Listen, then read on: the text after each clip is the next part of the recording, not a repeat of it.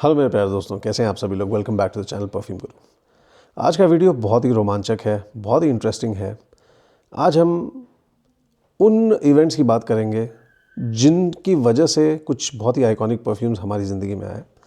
हम उन बड़े परफ्यूमर्स की बात करेंगे, उन इनोवेटर्स की बात करेंगे जिन्होंने परफ्यूमरी को एक ऐसी दिशा दी जिसके बिना शायद हमारी ये जर्नी इनकम्प्लीट होती। आज हम बात करेंगे उन मूवमेंट्स, सोशल मूवमेंट्स एंड उन इम्पॉर्टेंट हिस्टोरिकल इवेंट्स के बारे में जिन्होंने परफ्यूमरी को हमेशा इंस्पायर किया है। देखिए, मॉडर्न परफ्यूमरी और विंटेज परफ्यूमरी, या कह लीजिए कि ओरिजिनल परफ्यूमरी जो है, उसमें डिफरेंस यही है कि पहले परफ्यूम्स इंस्पायर्ड होते थे ह्यूमन अचीवमेंट से, इंस्पायर होते थे ग्लोबल इवेंट्स से, या फिर लोकल इम्पॉर्टेंट इवेंट्स से, लोकल मैं कहूँगा कि सिविलाइजेशन के अंदर जो ट्रेंड्स आते हैं, जो सोशल ट्रेंड्स आते हैं, उससे इंस्पायर होते थे।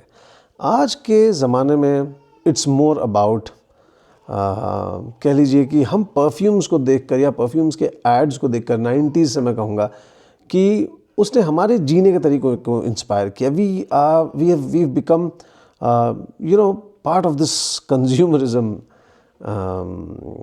थिंग जो ग्लोबली एक्टिव है। ऐसा नहीं कि बस साउथ एशियन मार्केट्स में है, ये पूरी दुनिया में यही चल रहा है। एंड ये कोई मेरा ओपिनियन नहीं है, ये फैक्ट्स हैं जिसके बारे में आप जान सकते हैं और पढ़ सकते हैं। और जितने भी रेप्यूटेड परफ्यूमर्स और क्रिएटिव डायरेक्टर्स रहे हैं जिनके इंटरव्यूज़ ऑनलाइन अवेलेबल हैं, आप उनको पढ़ सकते हैं। ल्यूका ट्यूरेन एक सेंट साइंटिस्ट है, उनकी बातों को सुन सकते हैं, उनके इंटरव्यूज़ को सुन सकते हैं, उनकी किताब को पढ़ सकते हैं। कुछ दिन में मैं आपको बता दूंगा, मेरे पास जो परफ्यूम से रिलेटेड किताबें हैं उनके बारे में भी आप बहुत कुछ जान पाएंगे। तो जैसा मैंने कहा कि पहले के परफ्यूम्स जो होते थे, यानी कि iconic perfumes, we are talking about unique fragrance accords that inspired a whole world of perfumes. Fougère, क्या है ये fougère term? Chypre, what is this Chypre term? और ये इतने आइकॉनिक कैसे बने? तो देखिए, fougère की पहले बात कर लेते हैं, because it is a very very important term. और कभी भी आप सेल्स असिस्टेंट के पास जाएंगे, जो थोड़े से लर्नड होंगे, जो थोड़े से ज़्यादा ये वीडियोज़ वगैरह देखते होंगे, उनको पता होगा कि fougère क्या होता है। And most of the advance perfume lovers जो इस चैनल से जुड़े हुए हैं, स्पेशली 10 सालों से मेरे वीडियोस देख रहे हैं, उनको तो सबको पता ही होगा कि फूजर्स क्या। इसके ऊपर मैंने काफ़ी डिस्कस किया हुआ है, आइकॉनिक परफ्यूम्स के बारे में बताया हुआ है, किस साल रिलीज़ हुए थे, किसने बनाए थे, क्या क्या उनके अंदर नोट्स वगैरह इस्तेमाल हुए थे, कैसे वो लगते हैं, और वगैरह वगैरह। तो फूजर टर्म जो है, ये बहुत ही पुराना टर्म है। And everything is French in the world of perfumes. France ने जो इम्पैक्ट छोड़ा है वो हिस्टोरिकली बहुत सही है, बहुत ही मतलब डॉक्यूमेंटेड है। लेकिन अगर हम प्राचीन दुनिया, प्राचीन कह लीजिए कि आप समय में चले जाएं, प्राचीन काल में चले जाएं, और वहाँ पर देखें कि परफ्यूमरी के क्या डॉक्यूमेंट्स हैं, तो हमें बिखरे यहाँ वहाँ बिखरे अवशेष मिलेंगे, कुछ ऐसे अनडॉक्यूमेंटेड चीज़ें मिलेंगी, इनकम्प्लीट सोर्सेज मिलेंगे, पुराने टैबलेट्स मिलेंगे जो खुदाई के दौरान निकले। आर्कियोलॉजिकल सोसाइटीज़ जितनी भी दुनिया की जो एक्टिव थी इजिप्ट में, वहाँ से इजिप्ट के कल्चर के बारे में पता चलता है कि वहाँ पे परफ्यूम्स कैसे स्टोर होते थे। मोहनजोदड़ो के अंदर जो अवशेष मिले, वहाँ से पता चला कि यहाँ पर मिट्टी के बर्तनों से, डेक बकपाक सिस्टम के इस्तेमाल से परफ्यूम के अर्क निकाले जाते थे, खुशबुओं के अर्क निकाले जाते थे, फूलों के अर्क निकाले जाते थे। उसी तरीके से क्या है कि मॉडर्न हिस्ट्री थोड़ी वेल डिफाइंड है, क्योंकि ये रीसेंट है और पुरानी चीज़ें नेचुरली हमको उस तरीके से नहीं पता चलेंगी। कोई भी चीज़ थोड़ी सी वेग ही रह जाती है, वो इन्फॉर्मेशन इतना एक्यूरेट नहीं होता। बट जो पिछले 200 सालों में हुआ है, that has been recorded well, and that is why हम लोग को लकीली, फॉर्चुनेटली ये सारा इन्फॉर्मेशन इंटरनेट पे अवेलेबल है। लेकिन ये मैंने अलग अलग सोर्सेज से गैदर किया। मैंने फ्रेंच इंटरव्यूज़ देखे, मैंने दूसरे भाषाओं में इंटरव्यूज़ देखे, उनके नीचे थैंकफुली कैप्शंस थे, या फिर जो भी किसी तरीके से उसको मैंने समझने की कोशिश की। और मेरी खुद की जर्नी जो मैंने वहाँ पर विज़िट किया, I was at palace of Versailles in about, मुझे लगता है 2015 के आसपास, और हम पैलेस ऑफ वर्साई घूम रहे थे। पैलेस ऑफ वर्साई का बड़ा ही एक कहिए कि इम्पैक्ट रहा है पेरिजियन सोसाइटी के ऊपर, पेरिजियन थिंकिंग के ऊपर, आर्ट, लिटरेचर एंड कल्चर के ऊपर। It is still and you can say an icon of French architecture, French paintings, French everything. तो जब वहाँ पर आप जाते हैं तो वहाँ पर आपको म्यूज़ियम में जो टूर्स होती हैं, तो उसके अंदर मुझे याद है एक बड़ा अच्छा इंटरेक्शन था। अगर मेरे पास वो पिक्चर होगी तो मैं आज की वीडियो में ज़रूर शेयर करूँगा। फिर gentleman who was showing us around, who was giving us the tour, उन्होंने बोला, बड़े ऑनेस्ट होते हैं वो लोग, आर्ट और लिटरेचर को लेकर बड़े पैशनेट होते हैं। So he said art is propaganda. That's all there is to it. Of course there's beauty, there's expression, whatever, but then it is propaganda. उसको इस्तेमाल किया जाता है आपको इंस्पायर करने के लिए, आपको इंस्पायर करने के लिए, जैसे आज हो रहा है। मोशन पिक्चर, फिल्में, म्यूज़िक, ये सारी चीज़ें इंसान को इमॉर्टलाइज कर देती हैं। पहले ये सब नहीं था। जब परफ्यूमरी की शुरुआत हुई थी, स्पेशली मॉडर्न परफ्यूमरी की, तब भी नहीं था। तब बस बुक्स होते थे, फाउंटेन पेन हुआ करती थी, इंक हुआ करती थी, बहुत ही वल्नरेबल थी ये इंक, थोड़ा भी पानी गिर जाता तो रिकॉर्ड्स मिट जाते। तो you can understand the care with which these people stored all the data, all the information for us. कितना स्ट्रेंज है आज मैं इनको डेटा और इन्फॉर्मेशन बोल रहा हूँ। तो इसी तरीके से समाज चेंज होता है। उस समय कोई भी चीज़ अवेलेबल नहीं थी, मोशन पिक्चर नहीं था कि हम इनकी इंटरव्यू रिकॉर्ड कर सकें जो पुराने आइकॉनिक परफ्यूमर्स रहे हैं। So the term fougère basically it was inspired by nature. Fern को फ्रेंच में फूशर कहते हैं। What is fougère? सुनने में कितना कॉम्प्लेक्स लगता है ना, कितना कूल लगता है, बट फूशर एक्चुअली क्या है? एक fresh perfume, a fresh manly perfume. But when I use the word manly, अब यहाँ से यूरोप की डार्क हिस्ट्री शुरू होती है जिसके बारे में शायद आपको पता नहीं होगा, and how it inspired perfumes and freedom movements. So this is a Fougère fragrance. मैंने सबसे जनरल, सबसे कह लीजिए कि मतलब अफोर्डेबल डिज़ाइनर फ्रेगरेंस लिया है, because designer labels mean everything in today's society. पहले ऐसा नहीं था। So Nautica Voyage is a product of perfumery, but this is not how perfumes were back in the days when iconic perfumes like Gela Shalimar, Miss Dior, Joy, Abbey Rouge, Shalimar, Mitsuko were being made. वो एकदम अलग ही zone था। तो जितने भी fresh perfumes हैं जो आपको एहसास देंगे जंगली फ्रेशनेस का, फर्न्स जैसे हमारे यहाँ जंगल के अंदर फ्लोरा होती है, बस उसी तरीके से आप समझ लीजिए कि ग्रीन प्लांट्स वगैरह जो टेम्परेट जोन में होते हैं, यूरोप के कोल्ड क्लाइमेट्स में होते हैं, जहाँ पे बर्फ़ गिरती है वगैरह वगैरह। So that has no scent actually, इसीलिए दैट इज़ नॉट, ये जितने भी मिसकंसेप्शंस हैं ना आज इनको क्लियर करते हैं। तो फर्न की खुशबू did not inspired fougère. It's a very very wrong assumption for people who are not aware of this. तो बेसिकली फर्न की जो वो फीलिंग है, जो नेचुरल सराउंडिंग्स हैं उस जगह की, जंगल की, that had inspired fresh fragrance. And most amazing fact, ये टर्म फूशर जो है ये फ्रेश फ्रेगरेंसेस के साथ एसोसिएट हुआ। मतलब इसका जो रिकॉर्ड है, that the oldest fragrance is from 1882। उस समय Napoleon, I think Napoleon the first, उनके ऑर्डर्स से पहले, रॉयल ऑर्डर से ही परफ्यूम्स वगैरह बनाए जाते थे, जैसा हम समझते हैं और जैसा हमें फिल्म्स में दिखाया जाता है। मैंने कहा art is propaganda. So only a lucky few could afford these expensive perfumes. और कह लीजिए services by known chemists, scientists. These guys were not your regular perfumers जैसे आज के डेट में होते हैं। ये वो लोग थे जो आपको मेडिसिन के नाम पे कोकेन, ओपियम और पुरानी जो भी दवाइयाँ थी, मॉर्फिन वगैरह दिया करते थे। हर्बल कह लीजिए रेमेडीज़ थी, नेचुरोपैथी के रेमेडीज़ थी वगैरह वगैरह। ये कह लीजिए डॉक्टर का भी रोल प्ले करते थे और केमिस्ट का भी रोल प्ले करते थे, है कि नहीं? ऐसे रोल्स डिफाइंड नहीं थे आज से 200 साल पहले। सो फर्न में यूजुअली आपको सिट्रस फैमिली यानी कि हेस्पेरेडिक फैमिली से, जो मोस्ट इंपॉर्टेंट फ्रूट है, the king of citrus fruits, that is bergamot. और भी बहुत सारे फ्रूट्स हैं क्योंकि प्रिडोमिनेंटली ये इटालियन कोस्ट की देन है, यूरोप की देन है। सिट्रोन बड़ा ही एक प्यारा स्वीट लेमन नोट होता है। Then there was something called as yuzu lemon which is a very very rare produce. This does not come from Europe. Yuzu is a very very rare produce. जो भी yuzu lemon का इस्तेमाल आप देते हैं, चाहे वो इसी मियाके के फ्रेग्रेंसेस हो, कुछ भी हो, सब कुछ सिंथेटिक है। इस पर भी हम आएंगे। Then we got verbena. Verbena is not lemon, but verbena lemon, अगर आपने एक्वा वीवा लगाया है परफ्यूम एक प्रोफुमम रोमा का, तो वो स्वीट लेमनी सेंट जो हमें रवल गाँव लेमन टॉफ़ी से भी आती थी, दैट इज़ वर्बिना लेमन का सेंट। वर्वियन नाम से बहुत सारे आपको प्रोडक्ट्स मिल जाएंगे। आई थिंक लॉक्सितान और प्रोवॉन्स के भी कुछ सोप्स, आफ्टर शेव्स वगैरह मिल जाएंगे, that is the same thing. But bergamot और भी बहुत सारी चीज़ें होती हैं, मैंडरिन, देन बिटर ऑरेंज जिससे नेरहुली निकलता है, जिसके फ्लावर से, जिससे पेटिग्रा निकलता है, जिसके स्टेम्स से, वो आपके घर में भी होंगे, जो छोटे जो अपने यहाँ जो नारंगियाँ होती हैं, जो ऑरेंज होता है, बिटर होता है, वो बेसिकली उसके फूल जो होते हैं उसके अंदर वो फैसेट्स होते हैं, white floral facets, soapiness, sweetness, बहुत प्यारी खुशबू होती है, so that is neroli. So bergamot is one of the main components of any fougère fragrance, of course freshness के लिए, और थोड़ा सा उसके अंदर रोज़, जैस्मिन, विंटेज फ्लावर्स बहुत ज़्यादा परफ्यूमरी में यूज़ होते थे, प्राइमरी कॉन्स्टिट्यूएंट्स होते थे हर एक परफ्यूम के, and then you had a few woody elements. ठीक है. And oak moss, of course oak moss क्या होता है, जो ओक के पेड़ होते हैं बड़े बड़े, जिनके बैरल्स में विस्की वगैरह भी एज की जाती हैं. सो ओक बहुत लंबा चलने वाला एक कह लीजिए लकड़ा है. सो ओक के ऊपर एक परत जम जाती थी, जो जंगल में अपने एल्गे होता है, सो जो फॉरेस्ट फ्लोर होती है basically. So it's got a dusty, mouldy, मिट्टी के जैसी खुशबू. सो आज भी हमारे यहाँ अगर आप देखें तो ओक मॉस वो पहाड़ों से लेकर आया जाता है और वो इस्तेमाल होता है परफ्यूमरी में.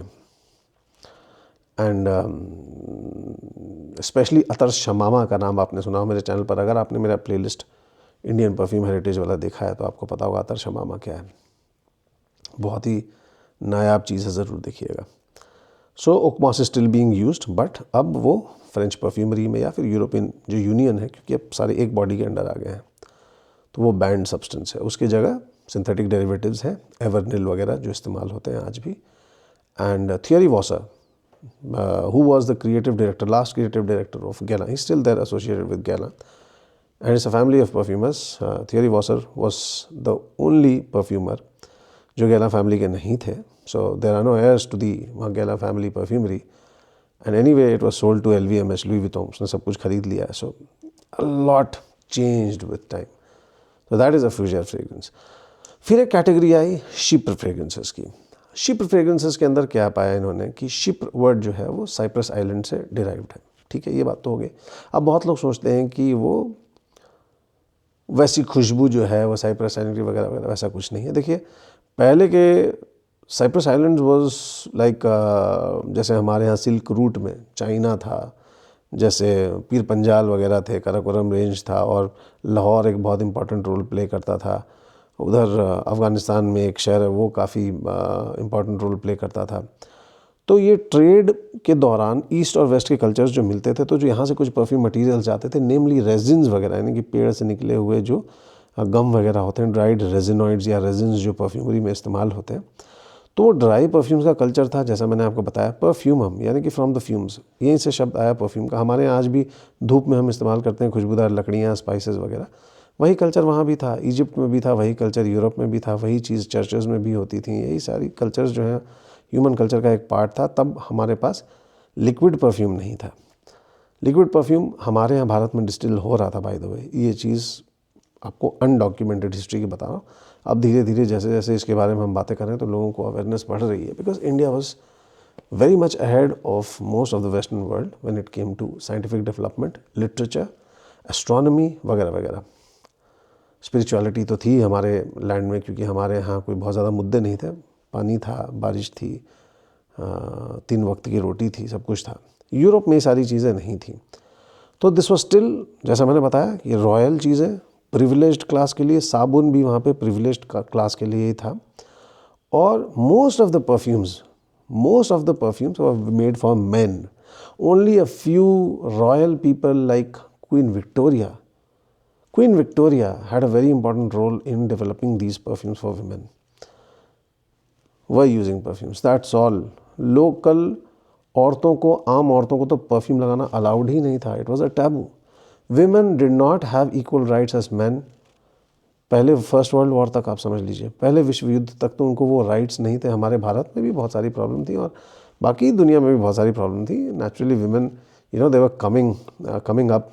एंड वर्ल्ड वॉर के आने की वजह से औरतों का जो समाज में स्थान था वो चेंज हुआ. जब वो युद्ध में उतरने लगी, जब उन्होंने बिल्कुल पुरुषों की तरह अपना योगदान दिया वर्ल्ड वॉर्स में, टफ सिचुएशंस में, ऊपर से बॉम्ब्स गिर रहे हैं, चाहे वो बर्जुआजी हो यानी कि फ्रेंच एलीट क्लास, या फिर नॉर्मल लोग हों, पेजेंट्स हों, गरीब लोग, आम जनता, श्रमजीवी, बुद्धिजीवी सारे ही उस चीज़ से प्रभावित थे। तो बट औरतों का जो योगदान रहा, तो जैसे हम कहते हैं रानी लक्ष्मीबाई के लिए खूब लड़ी मर्दानी, तो वी से कि शी गॉट मैस्कुलिन पावर्स, वैसे ही वहाँ पर फिर औरतों ने अपने फ्रीडम के लिए लड़ाई शुरू की, मर्दों ने इनको राइट्स देना शुरू किए।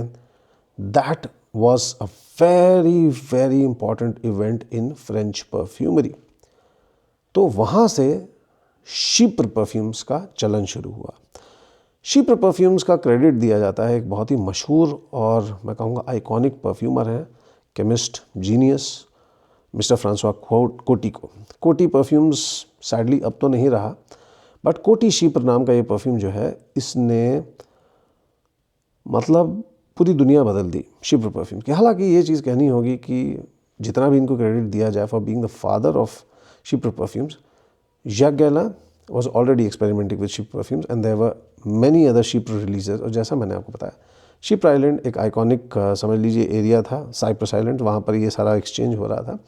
एंड ये जो भेंट आती थी ईस्ट वर्सेस वेस्ट जहाँ पर कमाएंगे, तो सॉलिड परफ्यूम्स का कल्चर था थ्रू स्मोक, रेजिन्स वगैरह जलाई जाती थी, उसमें मटीरियल्स डालते थे। ये इनकी बॉक्सिंग होती थी एक बर्ड शेप्ड बॉक्सेस में, वहाँ से वो शिप्र परफ्यूम करके chypre experience up till 15th century 16th century wigs वगैरह में भी जो खुशबुएं, chypre was being used to scent fragrant water for hygiene purposes, for wigs, for scented things and all, वो शब्द इस्तेमाल हो रहा था। But François Coty made it extremely popular. François Coty ने जब रिलीज़ किया कोटी शिप्र, तो chypre became the most iconic women's scent, जो कि सेंट बिल्कुल मैनली था। उसके अंदर भी आपको फ्रेश एलिमेंट्स मिलते हैं, फ्यूजर का ही स्ट्रक्चर मिलता है, but then add to it some flowers like rose and may be other flowers like cassie of the time, chamomile वगैरह, एंड मस्की एलिमेंट्स थोड़े से ऐड कर दिए, थोड़े से आउट ऑफ कैरेक्टर। विमेन के लिए it was mostly flowers and soft powdery scents, but suddenly women became aggressive. Tobacco का इस्तेमाल होने लगा परफ्यूमरी में, हबानीता जैसे परफ्यूम्स आए, and women started going out, उनके कपड़े चेंज हो गए, जो रिस्ट्रिक्शंस थी उनके कपड़ों पर वो खुल गए। एक ऐसा पीरियड है जिसे आर्ट और लिटरेचर में मॉडर्निज्म कहते हैं। Modernism was like we need a break from all this chaos. World war ने बहुत कुछ तहस नहस कर रखा था, women like we are fed up. जैसे कोरोना के बाद लोग खुल गए, ये खुलने का एज था, यहाँ पर सोशल मूवमेंट शुरू हो गई। यहाँ पर आप कह लीजिए कि जो परफ्यूम बनाने वाले जो केमिस्ट थे, ये धीरे धीरे ये हीरोज़ बनने लगे समाज में, बिकॉज अब फैशन हाउसेस भी जो हैं वो परफ्यूम्स में इंटरेस्ट दिखाने लगी। Namely 2 brands came up, Coco Chanel, जिनका एक्चुअल नेम गैब्रियल शनैल है, क्योंकि वो बहुत गरीब परिवार से थी और अपना घर चलाने के लिए गाना गाया करती थी पेरिजियन कैफ़ेज़ में। तो एक गाना वो गाया करती थी फ्रेंच गाना कोकोरिको, वहाँ से उनको नाम मिला कोको शनैल। बहुत ही गरीब, बहुत ही संघर्षशील औरत, जो धीरे धीरे करके एक फ़ैशन आइकॉन बनी, बर्जुआजी का एक मैं कहूँगा एक प्रोडक्ट बनी, but she was very poor when she started. Same thing with Christian Dior. Christian Dior जो है इतना प्रोमिनेंट है, ये दोनों एक साथ ही ऑलमोस्ट आप समझिए कि वहाँ पर फैशन को लेकर आए। अब क्योंकि अच्छा समय है, बिजनेस बूम कर रहा है, वापस सब कुछ शुरू हो रहा है। These 2 people hired the best perfumers of that time, namely Ernest Beau, जिन्होंने हमें Chanel No. 5 दिया। उसकी कहानी मैं कभी और बता दूंगा, बहुत ही मज़ेदार कहानी, how Chanel No. 5 came to be। And then at the same time we had Christian Dior। Christian Dior उस समय Diorissimo and Miss Dior वगैरह। अब सडनली जो परफ्यूम्स बस मर्दों के लिए बनाए जाते थे, वो औरतों के लिए बनाए जा रहे हैं। We are in the early 1900s, 1910, 12, 15, 20s whatever। और ये बिल्कुल अलग एक चीज़ बन गई। धीरे धीरे करके ये फैशन ब्रांड्स जो है पॉपुलर होते चले गए, लोग परफ्यूम अफोर्ड करने लगे। स्टिल परफ्यूम का वो कल्चर जो है वो मतलब जो बड़े मुश्किल से मैं कहूँगा एलिट ही उस समय भी परफ्यूम लगाते थे, बट धीरे धीरे करके आम समाज का भी हिस्सा बनने लगा। And these perfumers and these big fashion names, ठीक है, इन्होंने अमेरिकन मार्केट को डिस्कवर किया। और अमेरिकन मार्केट में फ्रांसवा कोटी, he was the first perfumer millionaire, he was the first millionaire actually, जिनका नाम हुआ and he became an iconic figure. America में अपने स्टोर खोले, और उस समय बोतल के भी जो डिज़ाइंस थे वो देखिए ज़्यादा आपको बस्ट के फॉर्म में होंगे। 1925 आया, वहाँ पर गेला शालीमार, जैक गैरलान कभी नहीं ट्रैवल किए थे, India, but he gave us the world's first oriental perfume.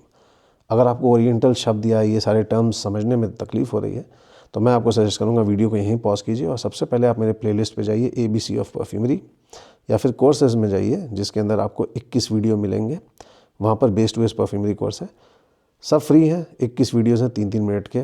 Please उन सारे वीडियोज़ को आप पहले देखिए, आपको परफ्यूमरी पूरी अच्छे से समझ में आ जाएगी। Just give 3 minutes to each video, very easy to watch, you will be able to understand every video that I make from here.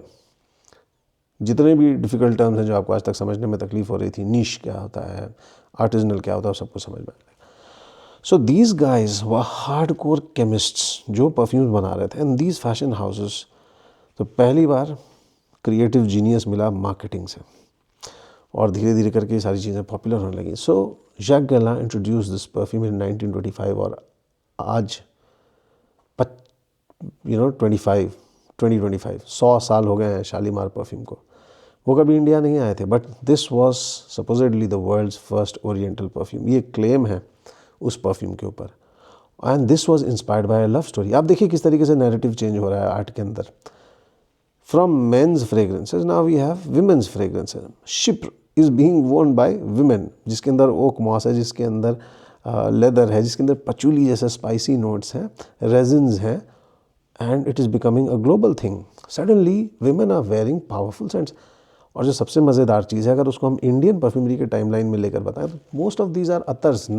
Ethanol था ही नहीं, स्प्रे परफ्यूम्स थे ही नहीं, तो जिनको भी बहुत आउच होता है, आपको बड़ा अच्छा लगेगा जानकर कि you can be fine with it, because Shalimar, John पटू टाइप के भी परफ्यूम्स, कारो, लोवा, जितने भी बड़े बड़े ब्रांड्स के आप नाम सुन रहे हैं, iconic fashion houses, Houbigant, it was all attar, it was all pure perfume. ये टर्म समझने के लिए भी आप पुराने वीडियोस देख लीजिएगा। सो अभी जो इत्र का हमारा कल्चर है थैंकफुली प्रिजर्व्ड है, and there so much heritage to it, this legacy that we have to maintain, and we are still doing it. Imagine our guts. इसीलिए मैं कहता हूँ कि इंडिया का जो बेस है ना, उसको हिलाना बड़ा मुश्किल है।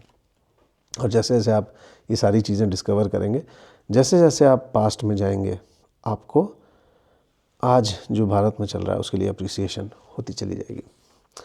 This is how popular perfumes came to be. धीरे धीरे करके नए नए फ्रेग्रेंस फैमिलीज आने लगे।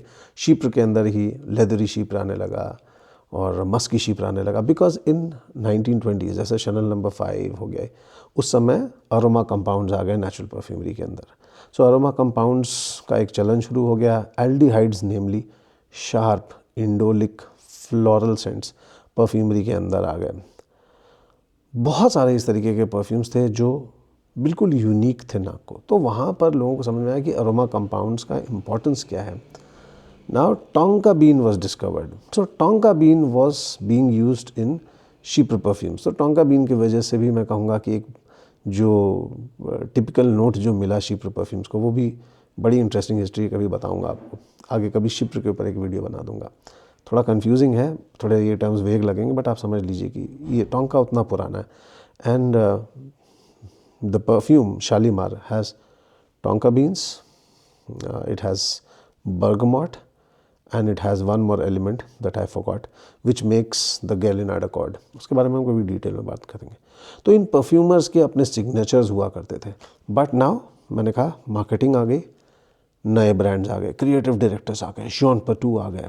ही is not a perfumer. Houbigant जैसे ब्रांड्स तो पहले से थे ही 1882 से, अभी और पॉपुलर हो रहे हैं। अभी आपके जो नए नए जितने भी आप डिज़ाइनर ब्रांड्स एक आध सुनते हैं, वो भी इस टाइम पे काफ़ी एक्टिव हैं। जैक फाथ जो बीच में ख़त्म हो गया था, एक आइकॉनिक हाउस, वापस से अभी उसके परफ्यूम्स आ गए। उनके फैमिली के कुछ तो हुए हैं, उन्होंने वापस से ब्रांड शुरू किया, and they are making new perfumes with the help of perfumers like Cécile, Zarokian, etcetera etcetera. Jacques Fath is one such name. Coty जैसा मैंने बताया, जॉन पटू तो बता ही दिया मैंने। Robert Piguet is one such name. बहुत ही पॉपुलर परफ्यूमर्स के साथ ये लोग काम करने लगे। लेकिन मैं आपको बता दूं जो सबसे मज़ेदार चीज़ है, एक से एक परफ्यूम्स आते चले गए, आते चले गए, आते चले गए। Then came world war 2। World war 2 के अंदर फिर दुनिया पूरी चेंज हो गई, इकॉनमी क्रैश कर गई। 30s में भी एक बार आई थिंक क्रैश की थी पूरी इकॉनमी, द ग्रेट डिप्रेशन, जिसको आई थिंक 33 इट वाज, मुझे करेक्ट कर दीजिएगा अगर मैं गलत बोल रहा हूँ तो। सब कुछ फिर चेंज होने लगा।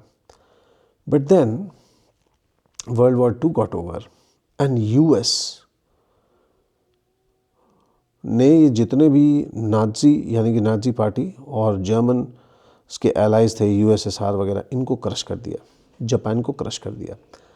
फ्रेंच की जान अगर किसी ने बचाई तो वो अमेरिकन्स ही थे। इंग्लैंड को अगर किसी ने रिवाइव किया तो वो अमेरिका ही था, क्योंकि तब अमेरिका अपनी मिलिट्री माइट डेवलप कर चुका था। America became a super power then. It was only in world war 2 that America became the super power that we know today, and वहाँ से उनका इन्फ्लुएंस शुरू हुआ। नाउ अमेरिकन्स थोड़ा हैप्पी गो लकी, थोड़ा सा डायनामिक लोग थे।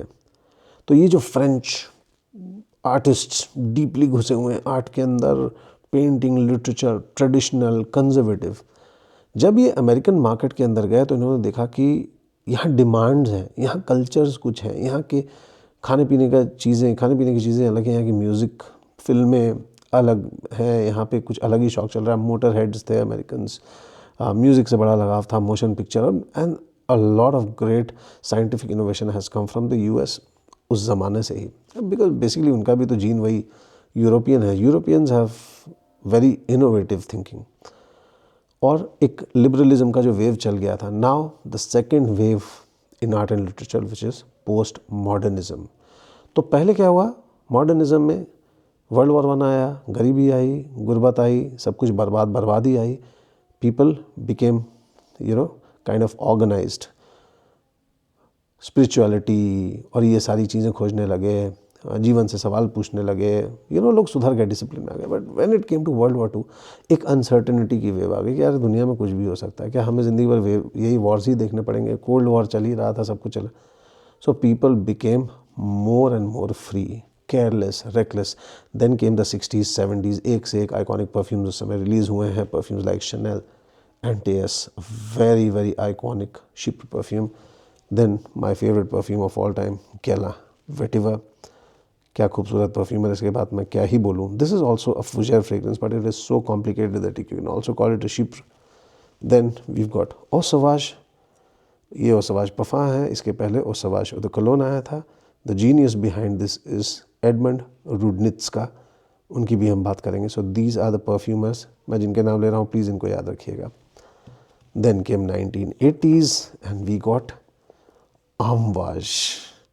The person behind Amouage, this is the first perfume from Amouage by the way. आप बहुत लकी हैं कि आप ये बॉटल देख रहे हैं, वो भी भारत में रहकर।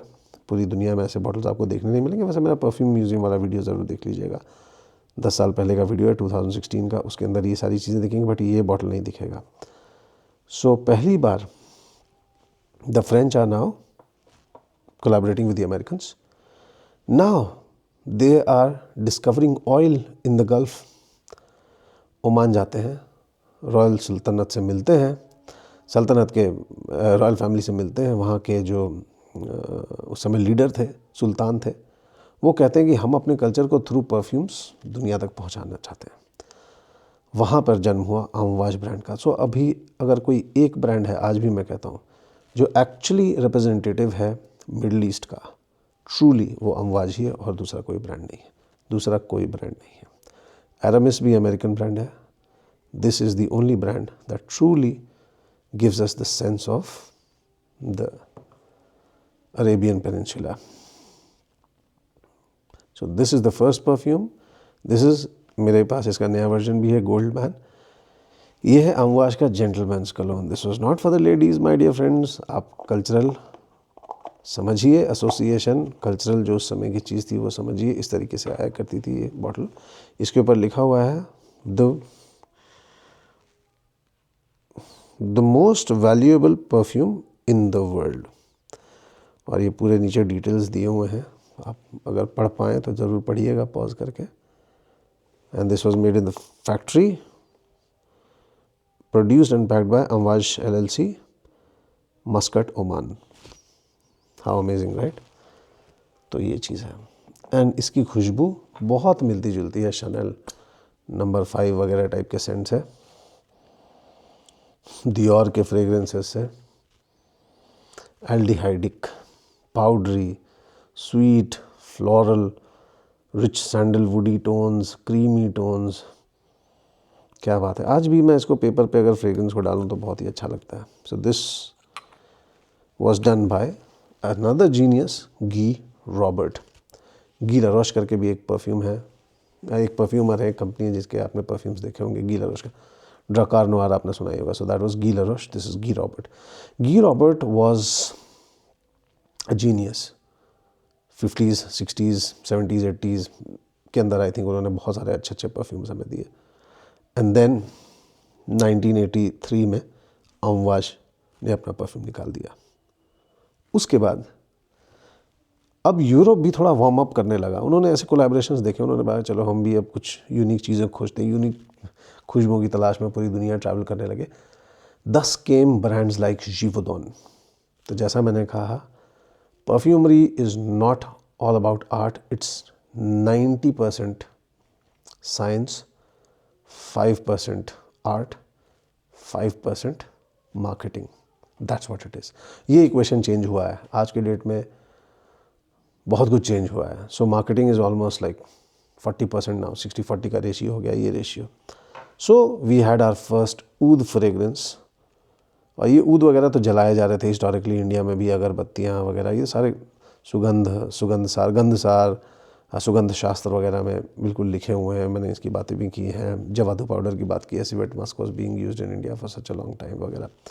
सो this is the first perfume that came out from a French brand, Yves Saint Laurent. जो लोग मस्की फ्रेग्रेंसेस से दूर भागते रहे, it was mostly associated with sex workers, prostitutes, गरीबी थी। फिर से इतिहास में वापस चले जाइए, वर्ल्ड वॉर की बात हो रही है, तो औरतों को पैसा कमाने के लिए ये मजबूरन हरकतें करनी पड़ती थी, काम करना पड़ता था। And this is all documentary history, मैं अपने हिसाब से ओपिनियन नहीं दे रहा हूँ।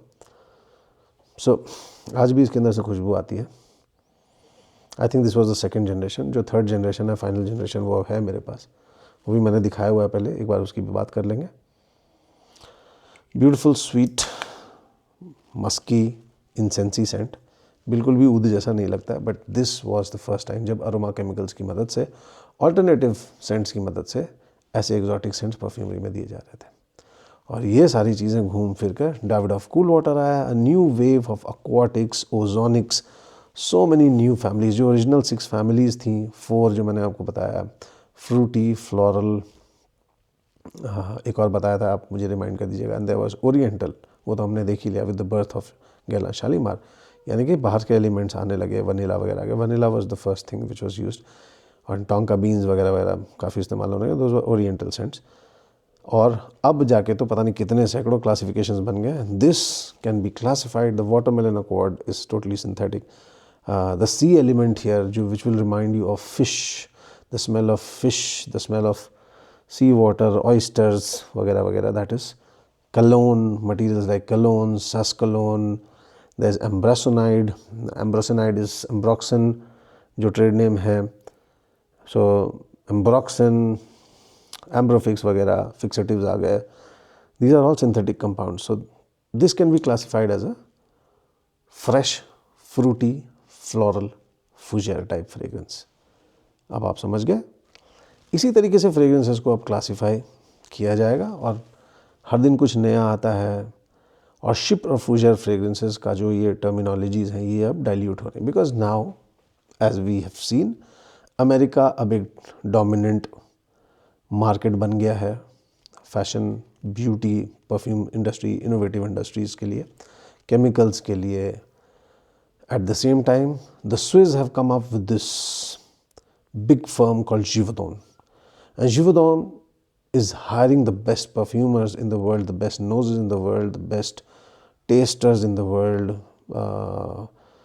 They are hiring the best material makers from different parts of the world. India आ गए, अफ्रीका पहुँच गए, इंडोनेशिया चले गए, डीप जंगल्स ऑफ मलेशिया चले गए, मालिनो वगैरह चले गए, फिर पूरी अपनी खुशबुओं की तलाश में they went to the Gulf, rose कहीं से लेकर आ रहे हैं, बल्गेरिया से लेकर आ रहे हैं, यहाँ से लेकर आ रहे हैं, इंडिया से सिप्रियोल ख़रीद रहे हैं, फ्लोरल एब्सोल्यूट्स ख़रीद रहे हैं, South Indian states are rich in floral absolutes, वहाँ से बहुत लार्ज क्वांटिटीज़ में फ्लोरल एब्सोल्यूट्स जाते हैं, especially the white flowers, jasmine, sambac, चमेली वगैरह. Then we've got some special flowers like केवड़ा, we've got gardenia, जिसे हम गंधराज, गोंदराज भी बोलते हैं, गंधराज. तो ये सारी चीज़ें अब इंडिया भी कंट्रीब्यूट करने लगी. So now the global culture of perfumes has come up, जैसा मैंने आपको बताया. Now they are hiring celebrities. In the 90s, in the 2000s, they are hiring popular singers, artists to popularize their scents. Now designer brands are coming up, all the legacy brands are going down, like Guerlain, Coty has disappeared, Guerlain has disappeared, Jacques Fath has disappeared, Caron has disappeared, Lavon has disappeared, Paco Rabanne ऊपर आ रहा है, Kenzo was like इसी में आके ऊपर आ रहा है, Kenzo ऊपर आ रहा है, and basic brands, designer brands like Gucci, Dolce and Gabbana, ये ऊपर आ रहे हैं. ये पूरी हिस्ट्री है. तो नेचुरली कोई भी मेरे एक्सपीरियंस का जो इंसान है वो नेचुरली लीन करेगा towards the artistic side of perfumery. Innovators, scientists, generational perfumers who gave us accords, who gave us popular perfume brand names. Then there were brands like Bacra, there were brands like Lalique, René Lalique, the glass makers, and इन्होंने हमें iconic bottles दिए हैं baccarat crystal के अंदर. जब आप उस iconography में जाएंगे, जब आप उन सारी चीज़ों की पढ़ाई करेंगे तो आपको नेचुरली और भी ज़्यादा इंटरेस्ट आने लगा. तो मेरा इंटरेस्ट वहाँ लाई करता है. That's why I was never too big on designer perfumes. But designer perfumes के अंदर भी एक से एक जेम है. जैसे हमें दियोर ने अपने प्रीवे लाइनअप देना शुरू किया 2010 के आसपास. 2010 was a big turning point for modern perfumery because this was a new era of modern perfumery. People were bored of these basic perfumes, synthetic perfumes, ozonic perfumes, whatever जो भी कह लीजिए. ये इनोवेटिव नहीं लग रहे थे, अच्छे नहीं लग रहे थे, कहीं ना कहीं गैप था. सो इस गैप को फुलफिल करने के लिए जो लोग पुराने परफ्यूम लवर्स थे उन्होंने अपने ब्रांड शुरू किए. And this whole system became the niche brands का सिस्टम. निश ब्रांड्स यानी कि ऐसे आर्टिस्ट, ये डिज़ाइनर्स नहीं थे. इन्होंने क्लेम किया, देखो भाई हम कपड़े वपड़े नहीं बनाते, हम परफ्यूम्स बनाते हैं, हमारे परफ्यूम्स नेचुरल होते हैं, हमारा प्रोसेस अलग होता है, we collect the best materials. This was the love for vintage perfumery combined with the marketing genius of the modern world which gave us niche brands. Artisanal brands का concept आया, यानी कि लोन वुल्फ्स जो distillation भी खुद कर रहे हैं, फ्लावर्स का, ऊद्स का, चंदन का, वो अपने ब्रांड्स बना रहे हैं. सो somewhere in 2016, 2015, right 5 साल के अंदर we had artisanal brands and we were talking about these brands. Arish Lodore, Ensar Oud, then अपने Indian brands Dixit and Jack पैदा हुआ I think 2019 के आसपास. So we did a lot of work and now we have brands like Artisan Dixit in India. क्या सही time है. But आप देखिए कि कितना मेजर शिफ्ट आया. तो मैंने आज की वीडियो में पूरी कोशिश की कि ये टाइमलाइन ऑफ परफ्यूमरी आपको समझा दूँ, किस तरीके से सोशल ट्रेंड्स ने परफ्यूम्स को इफ़ेक्ट किया. बॉटल्स की डिज़ाइन पर तो मैं अभी गया ही नहीं हूँ. डिज़ाइन पर अगर मैं जाऊँ तो उसके अंदर भी बहुत सारी चीज़ें हैं. There was this perfume called shocking, उसके बारे में आप पढ़िएगा. एक बहुत ही पावरफुल आइकॉन है, फ्रेंच आइकॉन, स्कैपियरेली करके, स्कैपियरेली, उनके आप देखिएगा. There was this whole release, मतलब जैसा मैंने बताया 60s 70s was all about sexual freedom and you know दुनिया ख़त्म हो जाएगी, ये हो जाएगी, आगे का कुछ पता नहीं. हिपीज़, पीपल कमिंग टू इंडिया, नशे में इंडल्ज कर रहे थे, हिपी कल्चर आ गया था. तो people were just having fun. Nudism अपनी पीक पर था. सारे मूवमेंट्स चल रहे थे यार. हम भगवान के बच्चे हैं, ईश्वर के बच्चे हैं. स्पिरिचुअलिज्म, यूनिटी के मैसेज, पीस के मैसेज, वो पीस का साइन जो आप देखते हैं वो इसी ज़माने में निकला था. और आज देखिए हम वापस से नीश फ्रेग्रेंसेस की ओर बढ़ रहे हैं. एंड देन नीश फ्रेग्रेंसेस के डर से जो प्राइवेट लेबल्स हैं उन्होंने अपना प्रीवे लाइनअप शुरू कर दिया. सो दे स्टार्टेड गिविंग अस कि भाई देखो ये तो जनरल परफ्यूम है, दियोर सवाज तो जनरल परफ्यूम है, अगर तुमको कुछ नया ट्राई करना then you have to go to the Dior Privée boutique where you find scents like oud Ispahan. कितना एग्जॉटिक नाम है. You got all French names in there. जैसे मैंने अभी लिया था एक उनका टोबाकोल, और सारे unique names. So modern perfumery के अंदर भी बहुत सारे जीनियसेस हैं, जैसे कि पियर बुर्दोन जिन्होंने हमें क्रीड का ग्रीन आइरिश ट्वीट दिया, उसकी भी एक कहानी है. and he gave us Davidoff Cool Water. Then we've got Maurice Rossel, we've got Dominique Ropion, and of course we've got फ्रांसो Demachy, पूरे दियोर होम लाइनअप के जीनियस जिनको मैं बहुत रिस्पेक्ट करता हूँ. We got Jean Claude Ellena, and then of course the aquatic king, he is none other than Alberto Morillas, the Spanish perfumer from Firmenich I believe. And then बहुत सारे perfumers अब तो आ गए, और आजकल जो यंग परफ्यूमर्स चल रहे हैं, सेसिल ज़ेरोकियान चल रहे हैं, सोनिया कॉन्स्टेंट चल रही हैं, एंड अभी नए जो दुबई में परफ्यूम्स बना रहे थे जिन्होंने हमें लमाल एलेक्सर दिया, उनको आप देख लीजिए. So many perfumers are now coming up. 2000, सबसे इम्पॉर्टेंट फैक्ट बताता हूँ आपको before I close this video. Before 2000 कोई भी परफ्यूमर के नाम रिलीज़ नहीं करता था, because it's a very secretive business. सब कुछ सीक्रेटिवली ऑपरेट होता था, और ये लोग बेचारे हमेशा ही अनोनिमसली काम करते थे. All the credit was being given to people like Coco Chanel and Christian Dior. ठीक है, वो क्रिएटिव डायरेक्टर्स थे, इसलिए मैंने एक वीडियो बनाया, वो प्लीज़ देखिएगा. क्रिएटिव डायरेक्टर्स क्या होते हैं, परफ्यूमर्स क्या होता है. लोग समझते थे कि ये लोग ही परफ्यूम बना रहे हैं. लोगों को ये नहीं पता था कि ये लोग तो बस क्रिएटिव डायरेक्टर्स हैं, ये परफ्यूमर्स को हायर करते हैं. Nobody wanted to reveal their perfumers. कितनी ख़राब बात है. कविता आपने लिखवा ली, स्टोरी लिखवा ली, किताब छाप दी, आपने राइटर को क्रेडिट नहीं दिया, म्यूजिशियन को क्रेडिट नहीं दिया. Frederic Malle was one gutsy creative director who has worked in the perfume industry for a very very long time. मतलब वो समझ लीजिए कि एस्टे लॉडर तो नहीं, एस्टे लॉडर जैसे आइकॉनिक फिगर तो नहीं है अमेरिकन परफ्यूमरी के. एस्टे लॉडर आप पढ़िए उनके बारे में, बड़ी आइकॉनिक महिला हैं. But Frederic Malle is the one who actually wrote the perfumer's name on his perfumes, on his releases. Beautiful perfumes. Morris Rosell ने कुछ बनाया, डोमिनिक रोपियो का द नाइट, कार्नल फ्लावर, क्या मस्क रावश्योर, देन जेरेनियम पोमोश्योर. ये सारे perfumes iconic perfumes हैं नीश perfumery के अंदर. और ये बेसिक नीश परफ्यूम उसके बाद तो मशरूम की तरफ फैल गया. हमने वो दौर भी देखा. आज के दिन में तो मन भी नहीं करता, डर लगता है मोस्ट ऑफ. जैसे मैंने कजाल का परफ्यूम बनाया था, रूबी, सो डिसअपॉइंटिंग. सो आज it's more about marketing, it's more about the influencers, it's more about money. और ये बात बस मैं नहीं कहता. अगर आप फ्रेडरिक माल का इंटरव्यू देखें, आप अगर रॉजर डफ जैसे परफ्यूमर्स का इंटरव्यू देखें, he is also the creative director behind Roja perfume, and he has worked in Guerlain as he claims for more than 20 years. और उनके रॉजर परफ्यूम आपको पता ही है, अमवाज, रॉजर परफ्यूम, टॉम फोर्ड, ये तीन अलॉन्ग विथ क्रीड, ये सारे iconic names हैं. क्रीड ने भी अपनी झूठी कहानी बनाकर दुनिया को दी.